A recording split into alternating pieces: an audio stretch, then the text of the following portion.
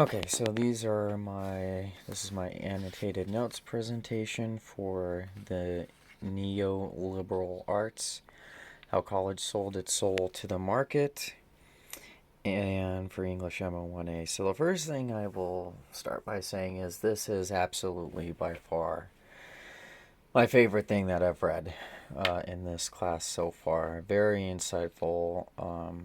This professor is I love his analysis on the relationship that colleges have with, well, with neoliberalism and essentially the business world.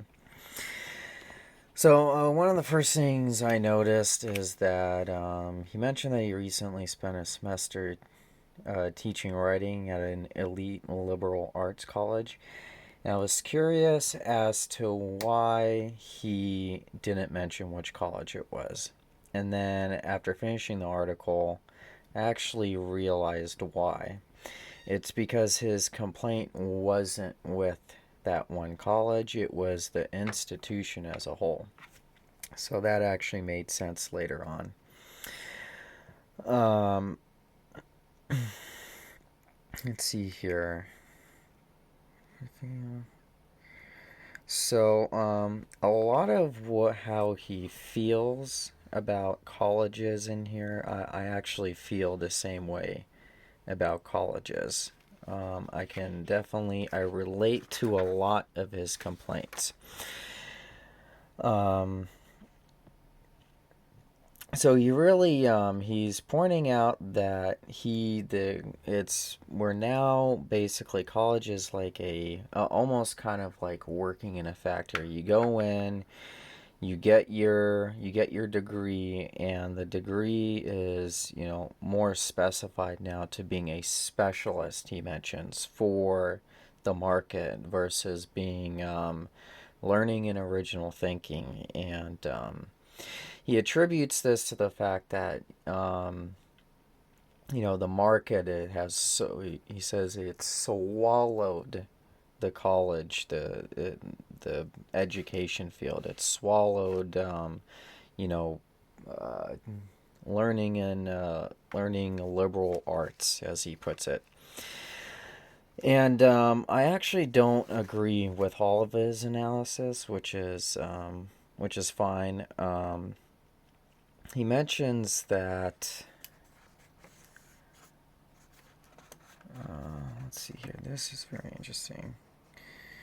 He mentions that people no longer are taught to think independently of parents, peers, and society. However, research shows that I actually did some more research on there, but kids generally are actually, recent research and analysis has shown kids generally, and I generally don't actually adopt the political views of their parents. That's kind of what I use as a gauge, essentially, to see, hey, are people actually, thinking unoriginally from their parents? It's probably not a good gauge for this topic, but I mean, it's better than nothing. Let's see here. So he really, one thing I noticed throughout this whole thing is that he had a lot of complaints. He had a lot of good, valid complaints, but he didn't have a lot of solutions. At the end, he does mention that, some of the things that people are doing to combat this, but he really doesn't have a solution. He really doesn't have a turning an idea of like, wow, if we could, get this, if we could get people to do this, we could actually turn this around. He doesn't have the solution, which is one thing that I noticed here. And maybe it was just too long for this article for him to explain, but he does not put it in this article. Um, he mentions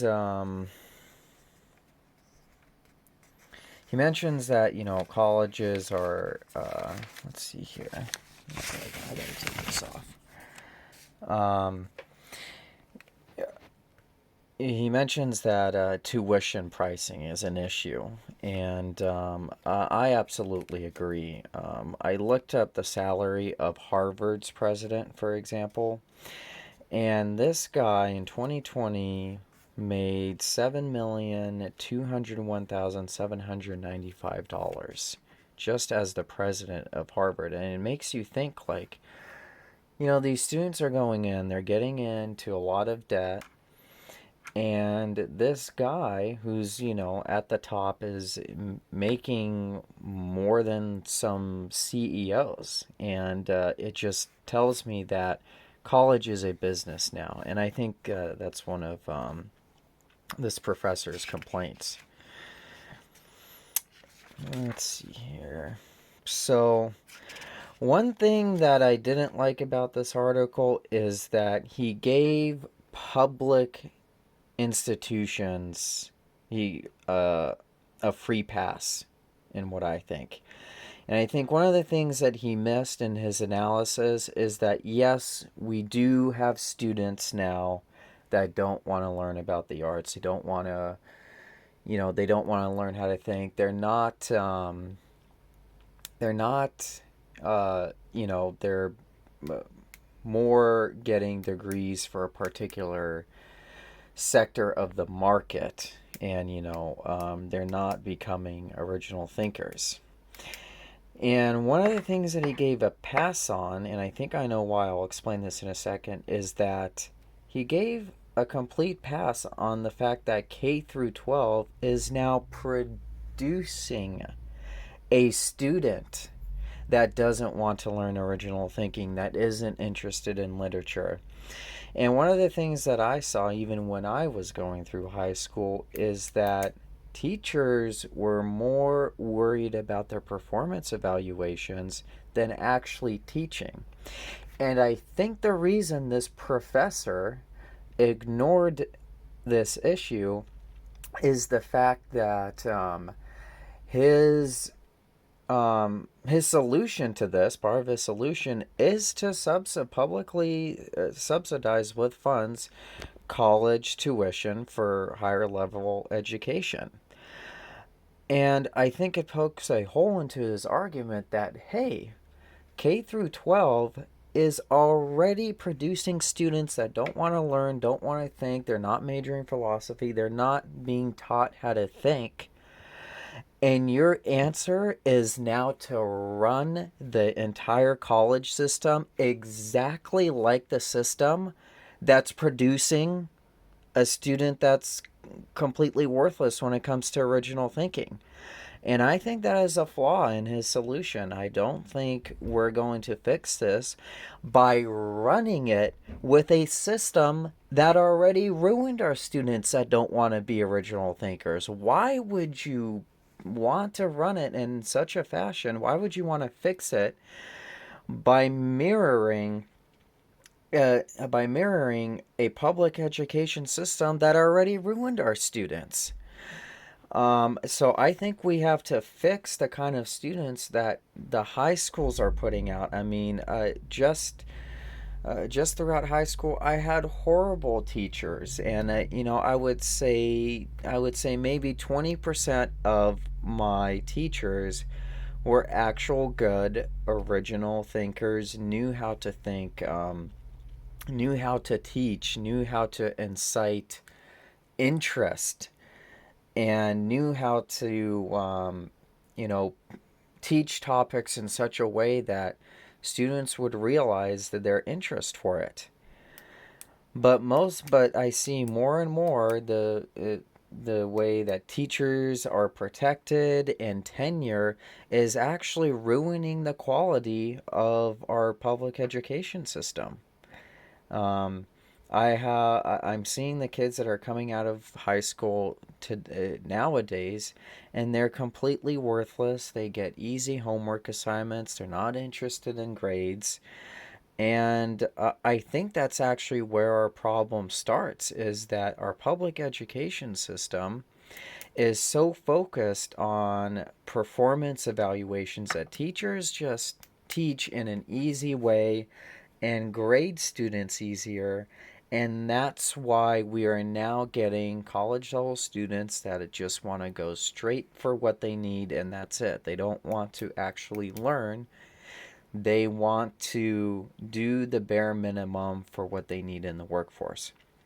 Another thing I think this professor ignores is that the reason people are more oriented toward a career path and toward appeasing a a free market and big business is because our cost of living in the U.S. has skyrocketed, but our wages have stayed the same. And then our solution has been to he mentions the solution of, hey, minimum wage, we're going to it's good, he thinks it's good that we increase minimum wage. But let me tell you something like this. You can, he mentions that, he was happy to see people pushing for a federally mandated minimum wage of $15 an hour. Well, you know what? There's parts of the country where I can make $10 an hour, work 40 hours a week, and make and get by. Now, in a place like California, a place where I live here, if I make $15 an hour and I work full time, I could get nowhere. I could get absolutely nowhere. And I think that's a flaw in his argument for minimum wage, to have a mandated, minimum wage where in places of cost of living, $10 is enough, is enough to survive. Whereas in a place like this,